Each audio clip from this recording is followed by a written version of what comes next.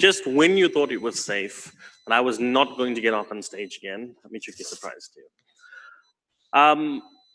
This is the vote of thanks part of it.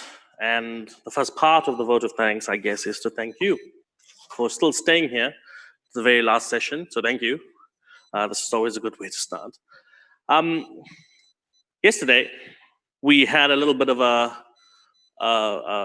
informal draw, I guess, informal choosing amongst the folks that were at the social, and a bunch of us decided that certain individuals were deserving of a few prizes. So they came up with a few titles, and the first, I believe, is Best Dressed. So Esther King, if you're in the house, we have a token of something for you for being the best dressed person at last night's social. Is there an Esther King here?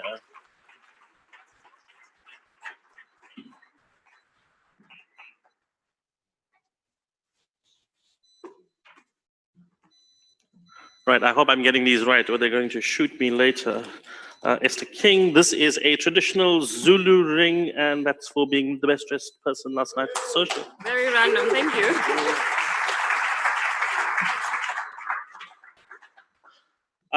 The exhibitionist of the event for 2018 is Howie.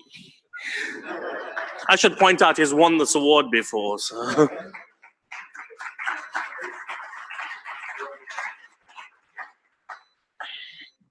Oh, he did it. Howie, for being such a good sport. There you go. Fabulous. I am not normal. Excellent.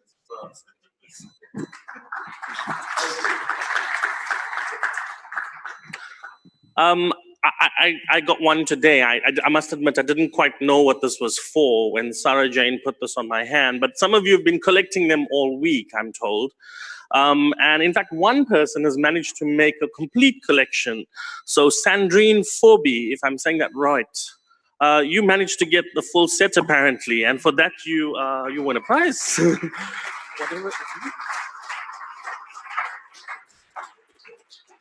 I have no idea what a gloop is, but it looks interesting. It says color changing. Oh, right. Congratulations. Color changing. All right. Oh, well, this is a no-brainer. The most funny MC. So someone's going to have to come and hand this to Malcolm. Personally, I disagree, but... frankly, I don't think we gave him much choice. I mean, it's not like there was another MC anyway. So, Malcolm, hi, my name is Nishal. Hi, Nishal, I'm Malcolm. While I'm here. No, you may not speak. You may not speak. And then there's always an award for the let's see if we get this right, for the name that shall not be printed, stirrer of the evening, Andrew Alston. If you are in the room. He isn't. I should point out that this is also not the first time that Andrew Alston has been nominated for nor won this award. Andrew, since you're not here, we will give your token to somebody else. So now that we're all awake, a little bit about AfPIF. If you've been here the whole week, you don't need to hear me tell you about what it's about. But let me tell you a little bit about where we've been. AfPIF started off as a very small idea, I should say it started off as a big idea in a very small room in Nairobi way back when. And I remember Michuki writing to me going, I've got this idea, what do you think? And Mitch, I take my hat off to you. I have no clue it would grow this fast and this quickly. I couldn't make it to AfPIF 1. I was working for a dictator at the time, and he wouldn't let me go far. So I was doing remote support for Michuki. And AfPIF 1, Kenya, AfPIF 2, Accra. AfPIF 3 was in Johannesburg. This was the first time I was able to get to an AfPIF at the time. And coincidentally, AfPIF 3 was when we noticed that this was actually starting to take off. And you'll see some of the statistics that we'll print up a little later on. By the time we got to AfPIF 4, we were in the north, in Casablanca. And you can see as the AfPIFs are growing, the logos are getting bigger, the pictures are getting bigger. AfPIF 5 almost didn't happen. For those of you that didn't make it, it was in Senegal. There were some nervous times around Ebola in the area at the time. So, a stalwart thank you to those of you that managed to make it there and came and supported us that year. AfPIF 6, close to home, Maputo, and then it started to get really big. Of course, this is when Howie entered, I think, and you can see the logos have just blown up in size. AfPIF 7 was very recently in Dar es Salaam. Last year was in Abidjan, and for some reason the logo is not there. And this year, of course, Cape Town. So, I think it's still catching up with me. So the point is, AfPIF has grown. This year, we've got 44 countries that are present here at AfPIF. 63% of these are from African countries. That is, we don't have the stats from the first AFNOG, unfortunately, but I can tell you that it has progressively gotten better. And that's the amazing part. The amazing part is that more and more Africans are coming to this, and more Africans should be coming to this. I had a conversation with a sponsor and a regular speaker at this event, and she told me earlier on, she says, if I had to think about the AfPIF that happened in Dar es Salaam, it was great because it brought together the East Africans. When I think about the AfPIF that you had in Cote d'Ivoire last year, it was great because it brought together a lot of the West African nations, and you really got to deal with some of the topical issues that are present in West Africa. And for those of you that are present and have come to many, you'd have seen how the agenda changes from time to time. Last year was very, very regulatory focused to try to express some of the changes that need to happen in that part of the world. This year in this region, we didn't focus so much on some of the regulatory problems. So AfPIF's changing, AfPIF's growing. We like to think it's evolving, and you'll get your chance to tell us whether or not it's evolving in a second. And in terms of its growth and change, well, this is what the numbers read like. We've got statistics from as far back as Johannesburg. And this year, I'm very pleased to say we hit a record-breaking 413 participants, which is, I think, fantastic. And even more than that, we've got 75 women in the room this year. That's 19%, really, of our participants. And I'm talking participants. I'm talking people that are here and engaging. So congratulations. We hope to see all of you back next year, male, female, and those of you that are not quite sure what you are. We don't judge. You're all welcome. Please, we'd love to see you. We'd love to see you come back. It's a sign of the times. Everyone's starting to understand that it's collaborate, not compete. That means that you can grow. That means you get business. And AfPIF for us is a great indication of that. Not only have the statistics grown in terms of the number of attendees, the raw people in the room here, but also the live stream stats. This year we had 433 people on the live stream service. 130 used Periscope. I have no idea what that is. And 89 used Facebook. I do know what Facebook is, Andrew, wherever you're sitting. I don't use it, but I know what it is. Thank you very much to Jolie McFly from the ISOC New York chapter. You've been supporting us remotely. So Jolie, I know you can hear this from where you are. Thanks very much. And of course, as everything grows, so has the sponsorship grown as well. I'd like to think that it's the influx of women that are bringing in sponsors. Please come back. Please come back. This is important to all of us.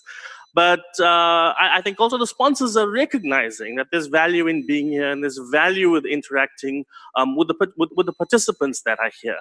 So this year we've had a record-breaking 36 sponsors, and some have even signed up for the next few years as well. Thank you very much for your support.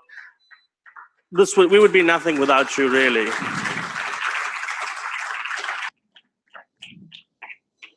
It was an interesting decision. We thought about co-locating AfPIF with another event for a while. This isn't the first time Michuki and I have sat down and said, should we co-locate iWeek and AfPIF? And it's been a toss-up. Earlier on, we were worried that the AfPIF brand would be swallowed by iWeek at the time, which is a big event within the community itself. And then we worried that iWeek would be marginalized by AfPIF. And this year we thought that this was actually the right time and the right city. Cape Town is the middle-ish of the continent, if you cut it this way, that is, right? It's the right place to bring together the left and the right side, we felt. And of course, who does not love Cape Town? I mean, have you been outside? Have you seen the mountain? If you're Cape Town, you'd get that. So we thought, this would be the ideal opportunity this year, and I must say we've had tremendous support from the iWeek team. So iWeek, AFIX, INCS, ISPA, the Internet Society, NAP Africa. Thank you so much for making AfPIF happen in Cape Town. I think we all agree this has been a fantastic meeting, and I'm sure you would all love to come back to Cape Town again next year, but we're not going to. Don't worry. Again, our sponsors, Liquid and CCOM, you've been there so many times. I've actually lost track of how many times you've been repeat sponsors. Thank you again for your sponsorship. And as always, we look forward to seeing you back next year. Huawei and Lynx, also repeat sponsors. Also, we definitely love seeing you here, and we hope to see you again next year. This year we had an initiative, the Women in Tech initiative that was brought up by Work Online. And the feedback, although I couldn't make it there, the feedback I have is that it went fantastic. So we're hoping to replicate that next year. In fact, we've already got ideas on how we think we can make that better. We've been doing independent consulting and polling. So my thank you to all the women that put up with me quizzing you last night for ideas. Trust me, we're going to make good use of all of the information you gave us. And this year we also tried something new with the technical village, because we understood that not everybody wants to sit into the room to listen about policy and when the policy talks are happening, and they need to happen. And it's important to skill up, and you've heard this conversation through everything that's gone on. It's important to skill up our individuals, our networks, so we can start exporting ourselves as part of the next knowledge economy. So yeah, we did the technical village this year, Malcolm's brainchild, I have to admit. And I'm told there were some really, really good sessions. I've had feedback from participants that say they want to participate in more like this. So it's also something we'll be looking at doing again next year.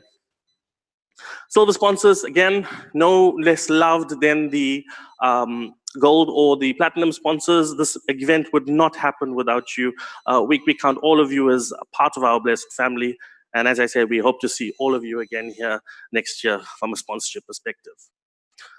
CCOM was once again our bandwidth sponsor. They've asked me to present some of their slides, so I'm going to do this very quickly. For those of you that have been here, you know that we've been split across 3 floors. This is the kit that's been in use. They've had, well, you can read the kit that's been in use. They apparently only allocated 221 DHCP IPs. I'm not sure how, because we've had 413 participants, but maybe we've been sharing all this time. But thank you again for the bandwidth that's been here. I think we can agree that it's been fantastic. You should not have had issues after the morning snafu, which happens at every conference. And the network has indeed been up for 99.99% of the time. When we talk about AfPIF growing, I've shown you statistics about how we've grown the people that have come here, how we've grown the sponsors. We've also grown the bandwidth. I remember when we did the AFNOG in Senegal, we got this plugged in and online with 2 times 2 megabits of bandwidth. We were using a routing kit from my test lab in home. Michuki called me at the last minute and he says, "You're getting on the flight today, right? Please bring a switch, please bring some wireless APs," and that's how we used to get AfPIF going in the old days. So it's really fascinating to see things have changed. So you can see we've already made it to 100 megabits, and yeah, that's been awesome. Our social event sponsors, Terrico, thank you for the Beers for Peers. I don't think many of you remember the Beers for Peers or much after getting there. And thank you very much to ISPA's Gala Dinner sponsors. I didn't get the final number for what you got in terms of donations to the teachers, but I'm told it was a non-significant number. So again, thank you to those people that donated, and fantastic work that the teachers are doing out there.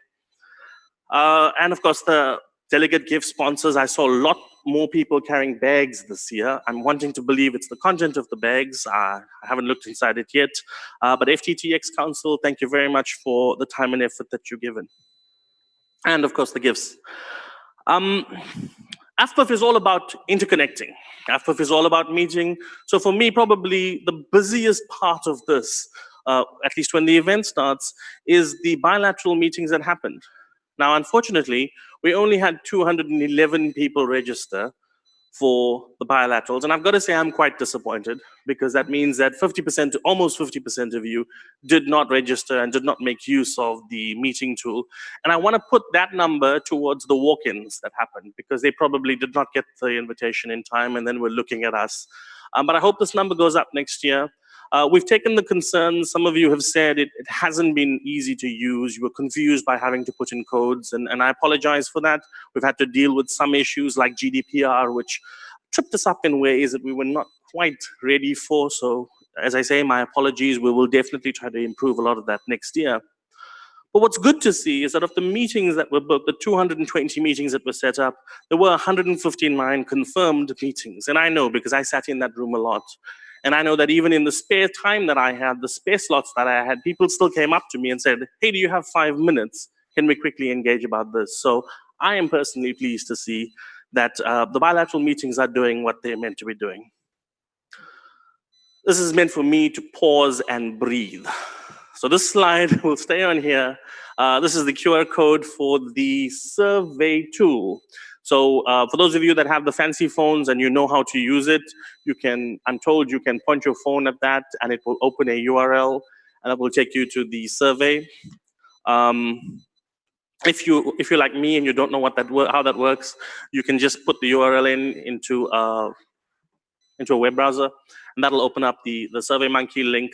Please fill out the survey. It's the best way that we have from getting information out of you about what was useful and what you would like us to participate in, or what you'd like us to put focus on for next year. And this really does help guide us, the PC, in building the program for you, in building something that will keep you interested and not walk out like Anthony is trying to do right now. So please take a minute and fill out the survey. The survey is also online. There's a link off the website. There is a link off the website, and you'll be able to get it from there as well.